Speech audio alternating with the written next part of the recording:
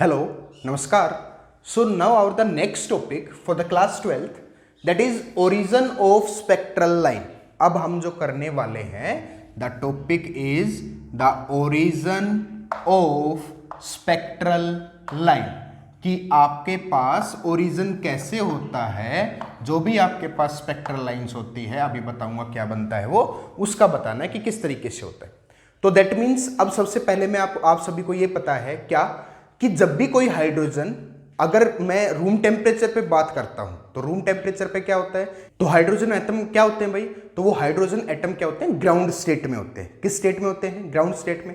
But जैसे ही वो hydrogen atom या इलेक्ट्रॉन्स पे अगर कोई आपके पास क्या हो जाए, किसी भी टाइप से कोई एनर्जी मिल जाए, किस फॉर्म में, अगर वो चाहे हीट की फॉर्म में हो या कोलिजन होने से हो, तब वो क्या करेंगे, आपस में कोलाइड होके जब हीट जनरेट करेंगे तो एक्साइटेड स्टेट में पहुंच जाते हैं। दैट मीन्स अपनी जो क्वांटम नंबर जिसको मैं बोलता हूं n 1 2 3 अप टू जहां तक भी, वो वहां तक इंक्रीज होके चले जाते हैं। पहले 1 स्टेज पे थे, फिर सेकंड पे, फिर थर्ड पे, इस तरीके से चले जाएंगे। दैट मीन्स मैं क्या लिख रहा हूं कि एट रूम टेम्परेचर जब भी है, हमें पता है कि ग्राउंड स्टेट में होता है, कि when an hydrogen atom receive energy, जब वो हाइड्रोजन एटम क्या करेगा, एनर्जी रिसीव करेगा by process as electron collision, चाहे उसमें इलेक्ट्रॉन का कोलिजन हो और हीट, चाहे उसमें हीट प्रोड्यूस की जाए, द एटम्स में रिक्वायर सफिशियंट एनर्जी। अब वो एटम क्या करते हैं, एक सफिशियंट एनर्जी रिक्वायर कर लेते हैं टू रेज, वो क्या करते हैं, उसको उठाने के लिए ऑफ इलेक्ट्रॉन, उस इलेक्ट्रॉन को उठाने के लिए वो सफिशियंट एनर्जी ले लेते हैं टू हायर एनर्जी।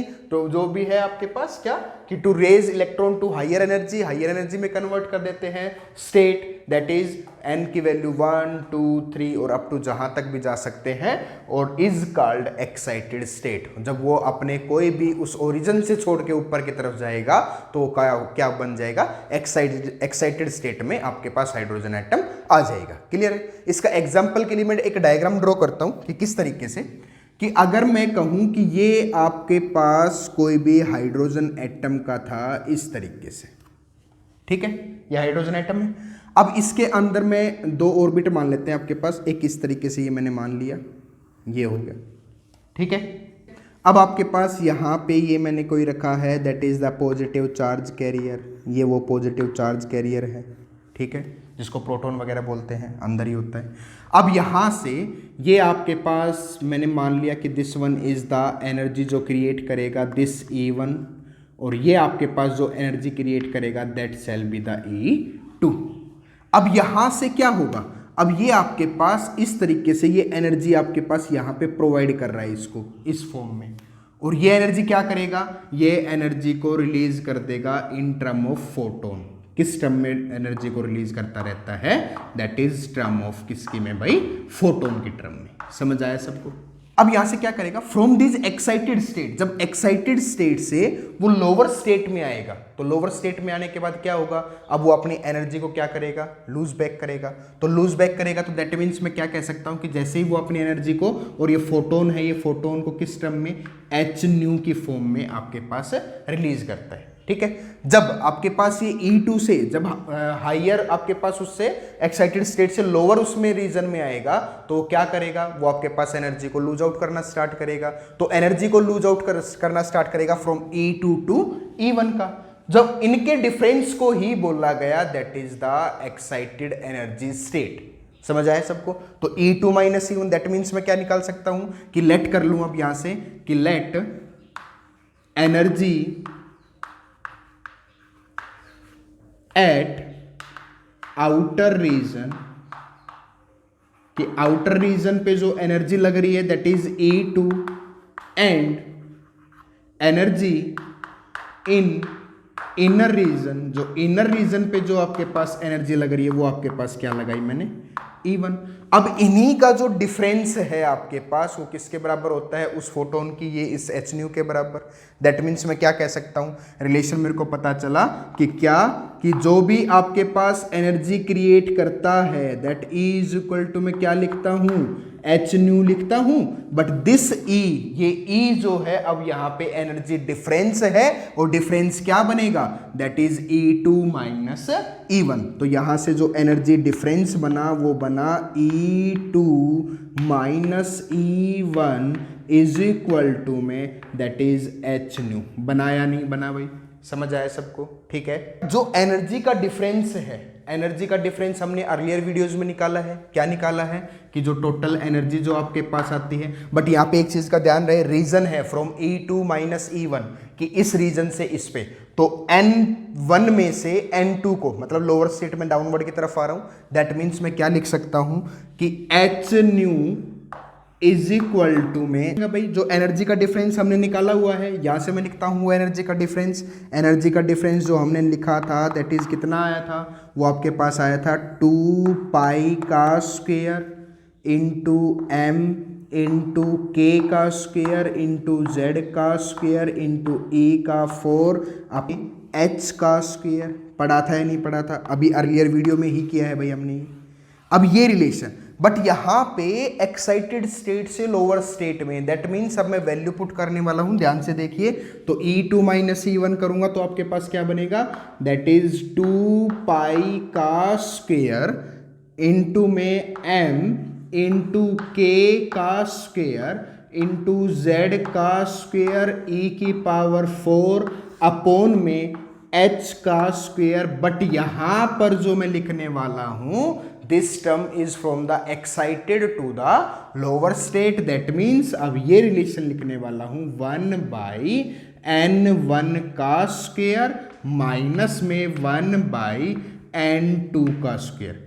समझ आया नहीं है? क्योंकि देखो मैंने यहां पे वो h स्क्वायर डाल दिया, क्योंकि यहां पे जो रिलेशन बनता है आपके पास वो बनता है n का स्क्वायर। क्या बनता है भाई? वो n का स्क्वायर। तो यहां पे वो n की वैल्यू मैं वहां पे इस तरीके से लिख रहा हूं कि कहां से, एक्साइटेड स्टेट से लोअर स्टेट, ये n1 ये n2 मैंने मान लिया। समझ आया सबको?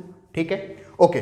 अब यहां से मैं क्या करूं, अगर रिलेशन में देख पा रहा हूं तो आपके पास h न्यू बना, बस न्यू जो है फ्रीक्वेंसी जो बनता है वो क्या बनता है 1/t। 1/t को अगर लिखने का तरीका तो c/λ लिख सकता हूं, बिकॉज अगर हमें पता है, यहां से मैं लिखना चाहूं क्या कि जो डिस्टेंस होता है लैम्डा इज इक्वल टू में स्पीड इनटू में टाइम, टाइम को फ्रीक्वेंसी लिख दूं और ये c लिख दिया स्पीड ऑफ, ये जो है अगर न्यू की वैल्यू निकालूंगा तो c/λ, तो आपके पास क्या लिख सकता हूं, that is hc/λ is equal to में 2 पाई का स्क्वायर m इंटू के का स्क्वायर z का स्क्वायर e की पावर 4 अपॉन में h का स्क्वायर, और इनटू में जो आपके पास साथ चल रहा है 1/n1 का स्क्वायर माइनस 1/n2 का स्क्वायर। समझ आया सबको? ठीक है। अब यहां से c/λ, अब मैं क्या करता हूं, सिर्फ 1/λ रख लेता हूं यहां से, तो सिर्फ आपके पास ये रिलेशन छोड़ रहा हूं कि 1/λ, अब ये रिलेशन सिर्फ छोड़ा, बाकी उधर जाके लिख रहा हूं, दैट मीन्स ये क्या बनेगा, दैट ये बनेगा 2 pi square m into k का स्क्वायर, और जब ये h इधर आएगा तो इधर, और ये c जब आपके पास आएगा तो दोनों नीचे आएंगे, के स्क्वायर z का स्क्वायर e की पावर 4 अपॉन में, और ये h नीचे आएगा तो h इंटू एच तो बन गया h क्यूब इंटू में c इंटू एच क्यूब, ये h है भाई आपके पास, ठीक है, इंटू में यहाँ पे बन गया 1/n1 का स्क्वायर माइनस 1/n2 का स्क्वायर। समझ आया सबको? अब यहां से 1/λ, बट ये जो 1/λ है वेवले, ये मैं लिखूं, ये बन गया आपके पास वेव नंबर। क्या बन गया? इसको मान के चलता हूं क्या आपके पास, यहां से लिख रहा हूं इसको, दैट इज 1/λ जो आपके पास लिख रहा हूं, that is new bar, and this new bar means the, इसका जो मतलब है वो लिख रहा हूं, that is wave number. That means कि आपके पास कि कितनी आपके पास वेवलेंथ पे, मतलब कितना वेव बनाया है पर यूनिट लेंथ पे, that is known as wave number. तो ये आपके पास बन गया nu bar is equal to, अब यहां पे एक चीज और करने वाला हूं, अब ये जो सारी टर्म बची है इसको एक कांस्टेंट वैल्यू पुट करने वाला हूं, इस साइड टर्म को, ये जो मैं कर रहा हूं भाई इस मार्कर से, ये आपके पास इस साइड टर्म को मैं वैल्यू पुट कर रहा हूं r। क्या वैल्यू पुट कर रहा हूं भाई? एक कांस्टेंट पुट कर रहा हूं r, तो ये मैंने रख दिया r इनटू में, अंदर सिर्फ आपके पास बचा 1/n1 का स्क्वायर माइनस में 1/n2 n2 का स्क्वायर। नाउ दिस r, ये जो r बनाया है, इस r का मतलब होता है दैट इज रेडबर्ग कांस्टेंट। क्या बोलते हैं भाई इसको यहां से लिख रहा हूं, दैट इज रेडबर्ग कांस्टेंट। इसको बोलता हूं रेडबर्ग कांस्टेंट। समझ आया सबको? ठीक है। और इसकी वैल्यू भी बताइए आपके पास। जब इस सारे की वैल्यू निकालता हूं, इस आर सारे की जब वैल्यू निकालता हूं, तो जो वैल्यू निकल के आई वो कितनी आई? दैट इज 1.097 इंटू 10⁻⁷ पर मीटर। क्यों? मैंने कहा ये वेव नंबर, और वेव नंबर क्या कहा है कि कितनी वेव आपके पास कंप्लीट कर रहा है पर यूनिट लेंथ पे।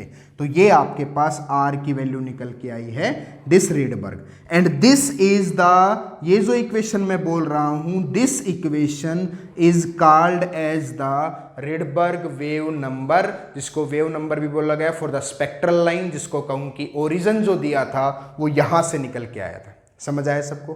ठीक है। अब यहां से जो आपके पास एक टर्म और है कि जो वैल्यू है ना, सिर्फ और सिर्फ किस पे? इन प्रिंसिपल क्वांटम नंबर्स पे डिपेंड करेगी और किसी फैक्टर्स पे नहीं डिपेंड करती। दैट मीन्स ना फ्रीक्वेंसी, ना आपके पास वेवलेंथ, ना इन किसी भी फैक्टर पे डिपेंड नहीं करती। ये सिर्फ n1 और n2 वैल्यूज पे डिपेंड करता है। क्लियर है सभी को? Note it down. Okay, if you have any query about this video or topic, then you can comment us in the comment section. Thank you for watching us. Also like and subscribe the video. Thank you.